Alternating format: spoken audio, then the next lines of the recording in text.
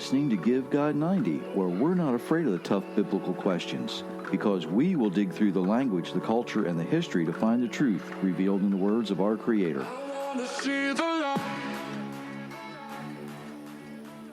Hello, everyone. Thanks for letting us spend some time with you. I am being carefully monitored and supervised. Hello, everyone. Thanks for joining us. If you like what you hear, the like button, share buttons, all those things work really, really well. Hopefully you're going to like what you hear today. Let's hope so. If you haven't been to GiveGod90.com lately, you want to check that out. Author Jerry Mitchell's where you buy the books. All those good things are there for your convenience. There's a lot I could talk about, and a lot I should talk about. But before we get into what I'm going to talk about today, I need to say there's going to be some folks who at first might get their hackles up just a little bit. And they might get a little shocked at something I'm going to say. And that's okay. But if you hear the whole thing, you might be inclined to agree. I think. I hope. That's why I've been a little hesitant to talk about this. I want to start by saying we have friends who listen to these self-proclaimed modern prophet people, modern prophets, modern apostles, and some of them send me videos from time to time and say, why do you disagree with what this person's saying? And most of the time they don't like my answer. Many of these self-proclaimed prophets are doing nothing other than looking for donations. They put this stuff out, and then if you like what you hear, support us, right? Right. Others have more nefarious agendas. Listening to somebody who tells you exactly what you want to hear can be dangerous, right? Can get you in some trouble. Let's say you're looking for a good used car. You find one, you like the color, you like the body style, right?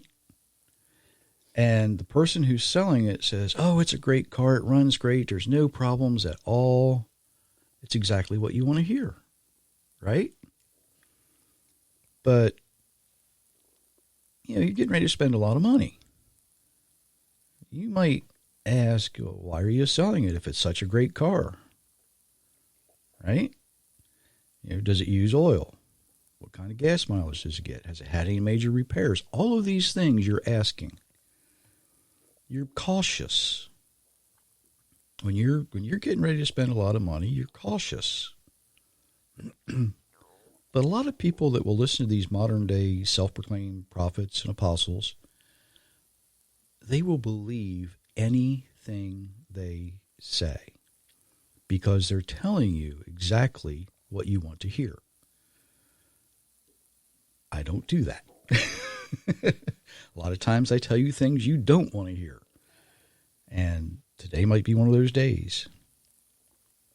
If you remember back, not too long ago, just after the Asbury revival at the University of Kentucky University, whatever it was, right after it began, there were several of these modern so-called prophets, and I'm not going to embarrass them by mentioning their names, and I don't want to give them any airtime either.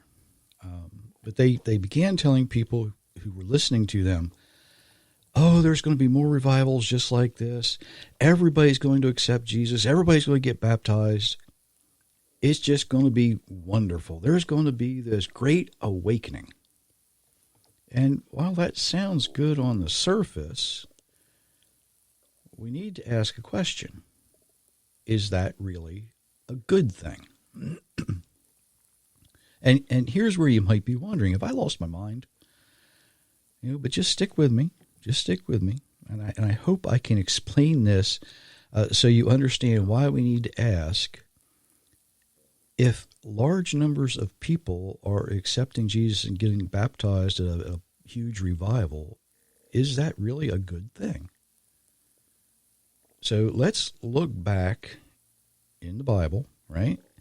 We're going to see if there's any examples of large numbers of people who may have been in a similar situation. Now, Christians are going to go, well, Acts chapter 2. Oh, yeah, Acts chapter 2. There's a better example. And we look back to Exodus for that, if you want to read that portion. Then Moses went up on the mountain to God. The Lord called him from the mountain. The Lord said, "Say this to the family of Jacob, and tell this to the people of Israel. Every one of you has seen what I did to the people of Egypt. You saw how I carried you out of Egypt. I did it as the eagle carries her young on her wings, and I brought you here to me. So now obey me and keep my agreement. Do this, and you will be my possession, chosen from all nations. Even though the whole earth is mine, you will be my kingdom of priests. You will be a nation that belongs to me alone. You must tell the Israelites these words." So Moses went down and called the elders of the people together. He told them all the words that the Lord had commanded him to say. And all the people answered together, "We will do everything he has said." Then Moses took their answer back to the Lord. Exodus 19, verses 3 through 8. Now, this wasn't a revival, as we think of it today, right? But it was a large group of people. They'd been through a terrible ordeal. They'd been in slavery in Egypt. The Creator said, "Hey, Moses, go get my people. Go lead them out. Bring them to where I'm going to show you," right?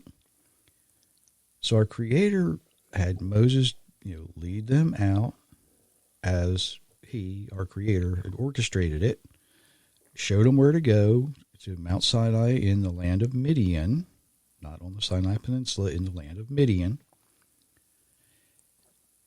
And then he says, "Moses, I want you to ask the people this question." And the people accepted the Creator's offer. And he met with them in a way at that mountain that has not been done since. Hadn't been done before, hadn't been done since. So what was the outcome? What was the outcome? What happened? Well, the people, after everything they'd been through, after everything they'd seen, they blew it. They went back to doing the things that they were used to doing, right? They were bowing down to idols and saying, "Oh, make us an idol, Aaron." Like a week after, right? They'd just seen all of these things, and instead of being obedient, they chose to be disobedient.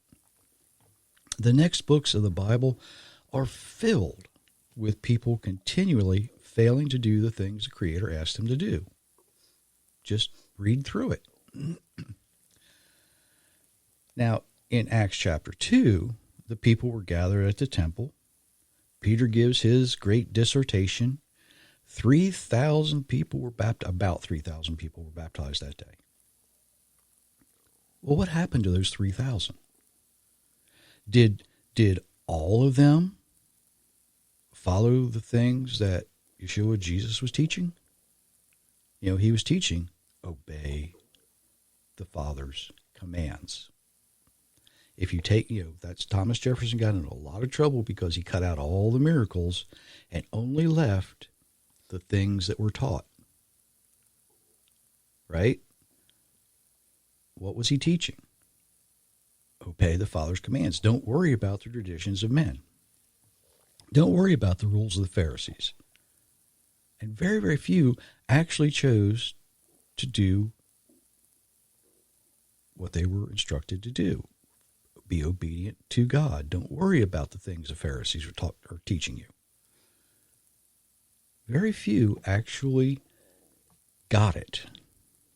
Very few actually got it. They went home, and the majority of them just went back to life as normal, went back to doing what was familiar, just like their ancestors did at Mount Sinai. Just like it.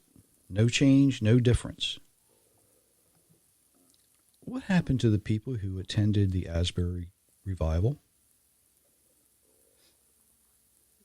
And I'm going to ask this question and people are going to get upset. What happened to the people who attended the Billy Graham Crusades, where thousands of people came forward and went down to the altar while Just As I Am played endlessly? They came down to the altar. They had strangers, men laying hands on women saying, "Oh, Lord, just do this, do this, do this, do this," begging. What happened to those people? Did those people go home and change their lifestyle, become obedient to the sacred word of the Creator? Or did they go home and keep doing what they were doing? The majority of them went home and kept doing what they were doing. The very same things that caused them to go there in the first place. I'm in trouble. I can't do it my way. I'm going to go to this revival, this crusade, and see if it changes my life. And for that fleeting moment, they did. But then they went home and went back to what was familiar. Now, I will say this, unlike the Billy Graham Crusades, and he did have some pretty good messages, but unlike those, these modern revivals tend to be more entertaining than teaching. Some of the videos I've watched, show that it's more of a Christian rock concert than an introduction to the Creator. That's what's happening. The difference is entertainment produces a cult-like following. Oh, I used the C word. Isn't that terrible? Entertainment produces a cult-like following. And what that means is the people follow a band or a leader instead of following the Creator. Now, has someone who has accepted God and His blessings at an event like this, has it ever convinced someone to dig deeper and actually search for the face of the Creator, as David writes in Psalm 27? Absolutely it has. Of course it has. I know a lot of people that have had that. Has somebody who has ever attended a Christmas or an Easter service and then, I need to learn more about this. Absolutely. Absolutely. It happened. It continues to happen. But what about the others who were there and they said, in the heat of the moment, let's say, in the heat of the moment, oh, I need to repent. I need to get right. And then they go home and they keep doing the same things that got them in trouble to begin with. You see, the large-scale events produced what some would call a cult. It's a cult-like result, but it's more of a tribal instinct, right? Well, everybody else is doing it, so I'm just going to join the crowd. Have you ever had? Maybe you've been in a situation like I've been. You're sitting there listening to a speaker, and you're listening, and things just aren't adding up sometimes. Maybe they're like me and they're boring, right? And you're sitting there and it's like, I just wasted my time listening to this. And when the speaker's finished, the applause begins and somebody will stand up and they'll be clapping and it's wonderful and they think it's great. And people look around kind of a little bit nervous sometimes. So everybody stands up and gives the speaker a standing ovation, right? It's the same thing. I will confess I'm cynical. All right. I am cynical. I don't follow the crowd. do I? Absolutely not. If a speaker's saying something I don't care for, either in content or in presentation, a lot of times I won't applaud. And I will sit there while everybody else is standing up. I've done it. With a look on his face.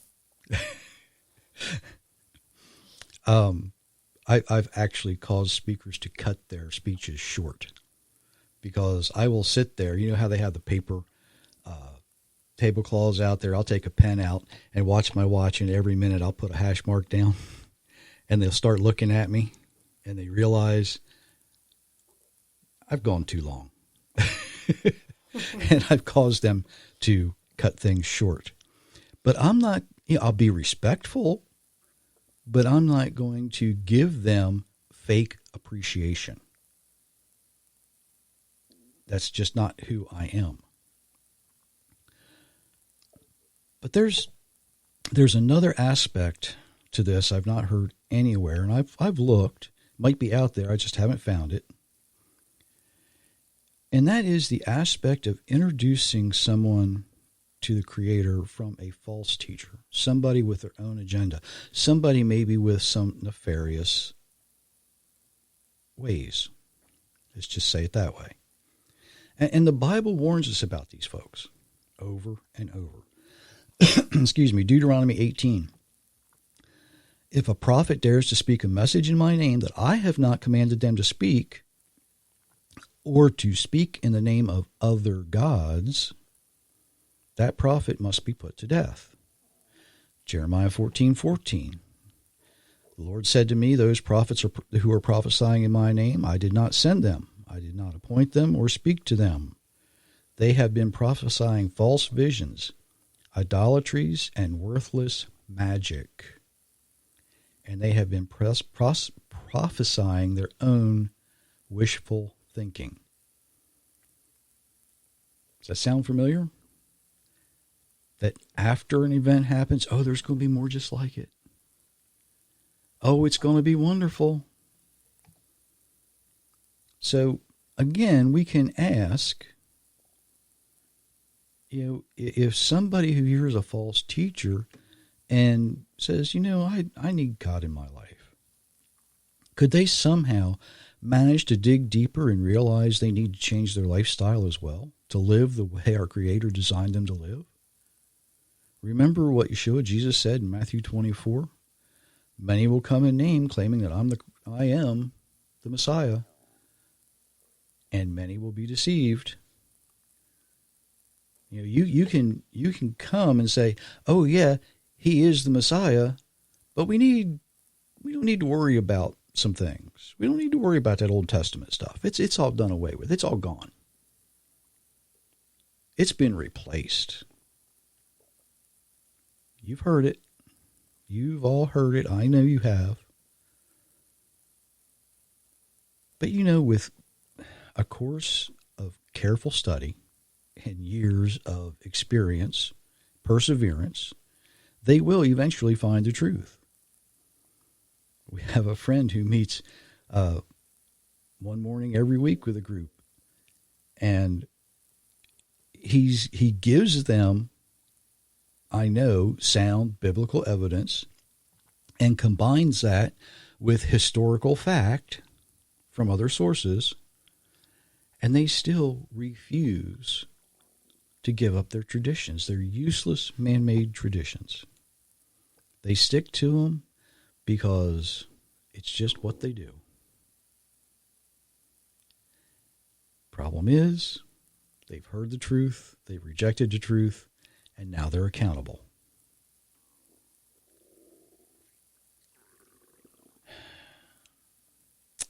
So, what is a better alternative than these modern revivals, these modern crusades, these modern whatever tent meetings, whatever you want to call them? Is there something better out there? What could be better? Well, the answer to that is easy, right? The answer is you. Uh-oh, I just said you. That's right, the answer is you. The answer is you. You are the alternative. You're the alternative because you can be their example. You can be the example for someone else. If you're living the way you're designed to live, right? You're the example for them to follow. Not like a cult leader, right? Not like an entertainer to be idolized. Instead, you are an example, a mentor. And a mentor is someone who is an experienced and trusted advisor. You know, when somebody's having trouble, you're there to offer guidance, direction. You're not going to solve their problems for them. That's not what you're there for, right? But you're there to show them how, together with the Almighty, they've been given the blessings and the ability to resolve the problem with His help, not your help, His help. If the other person's dealing with something difficult, let me put it that way, you're there to demonstrate. You're there to demonstrate the Creator's love, His mercy, His grace. And you do all that so that they build the experience and are able to continue that for someone else. There's been far, far more people led to a more in-depth relationship and understanding of our Creator through personal interaction than any revival or any crusade has ever done. Guaranteed. The unfortunate fact is churches are looking for numbers. You know, let's face it, they need warm bodies in the pews every week, putting money in the offering plate so they can pay their bills. But our Creator is instead searching for souls who will keep His sacred word every day. That's the difference. Our Creator is seeking for those who will trust Him the way Abraham trusted Him. You see, our Creator is more concerned with who you are than where you are. And you can be the example to the people around you. You know, you might be surprised to learn how many people are really watching you. You know, some might be watching going, oh, there's that churchy person. Oh, they're going to paint themselves into a corner. They're going to get tripped up. They're going to get messed up. They're going to do something. I just know it. But that's kind of few and far between, actually.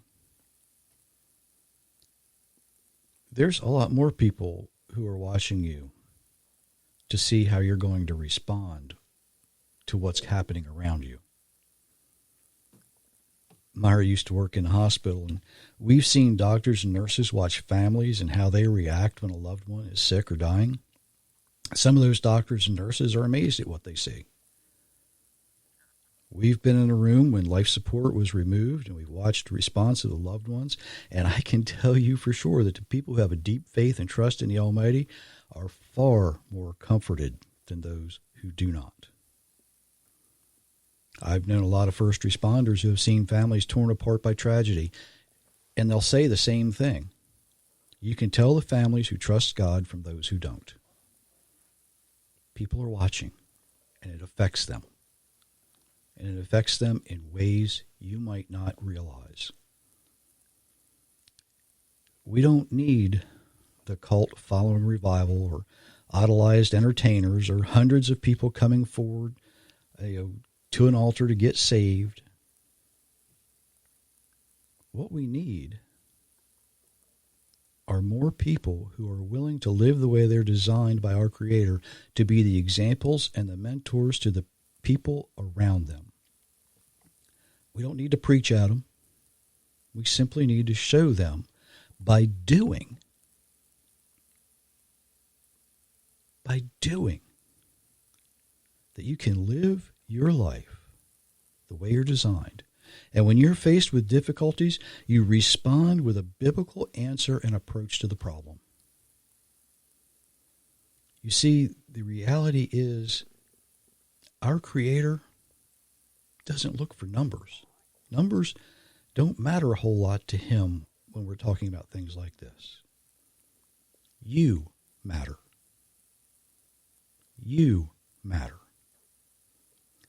Matthew and Luke, they record Yeshua Jesus as asking about the 100 sheep. And if one's missing, you're going to leave the 99 to find the one. Ezekiel 34 reads, "For this is what the Lord God says, Behold, I myself will search for my flock and seek them out, as a shepherd looks for his scattered sheep when he is among the flock. So I will look for my flock. I will rescue them from the places to which they were scattered on the day of clouds and darkness." If you already trust the Creator, be the example, be the mentor. If you want to trust the Creator, look around you. Find somebody who's a good example and can be a good mentor. It isn't always going to be a pastor or a rabbi, right? That's a lesson for another time. That's a lesson for another time. But if you can't find someone that you think can be a good example, you can't find somebody that's going to be a good mentor, try GiveGod90.com. Laid out there is the first 30 days of how you begin to change. Small changes you can make every day that will turn your life around. Just simple, easy things you can do. It takes time. If you want to learn to live more like the way you're designed, same website, it's free, right? Maybe you're saying, well, how can I dig deeper? How can I find out more? Well, author Jerry Mitchell, where the books are sold, right? Advertisement's done. Now, in a second, the books aren't free, by the way. The website's free, books are not. They're reasonably priced, though. Be careful who you listen to. It's okay to be cynical. It's okay to ask questions. It's okay not to follow the crowd. I should have been content years ago going, oh yeah, we're just going to sit here in this church pew and it's all good. Till I started asking questions that nobody else could answer. And when you dig deep enough, you can find them. You can find those answers. It's okay not to follow the crowd. Most of our mothers used to say, well, just because everybody else is jumping off the cliff doesn't mean you have to too. Right? I don't know how many times I heard that. Did you ever hear that? Yes. Do you realize that accepting our Creator as God isn't something you do on an impulse? You're not buying candy standing in the checkout line. Accepting our Creator, choosing Him, is something you need to do with care and consideration, because it means changing your life. It means changing your lifestyle sometimes. Sometimes it means changing your friends. It's not something you do on impulse, and it's something you learn over sometimes years of experience. Trust is not something that people give freely. Have you ever walked up to a swimming pool and stuck your toe in to see how warm or how cold the water is? You don't trust it to be just the right temperature. Have you ever bought a used car? You don't always trust the person who's selling it. Now, I'll say you can trust your Creator. But just like Abraham, he had to go through some things before he was asked to offer Isaac. You see, trust is something that is built both ways. Just ask Job. Creator trusted Job enough to defeat Satan. And Job trusted the Creator enough to know everything was going to be okay. It's not something we do on impulse. It needs to be done with care, consideration, and as you guide others into that, don't be in a hurry. Don't be in a rush. They have to process the information. It's okay to be cynical. And quite honestly, it's more effective done one-on-one than in a large group setting. Hopefully everybody who got mad at the beginning is still with us so they could hear that. And until next time. Until next time. We wish you many, many blessings, everyone. Many blessings all.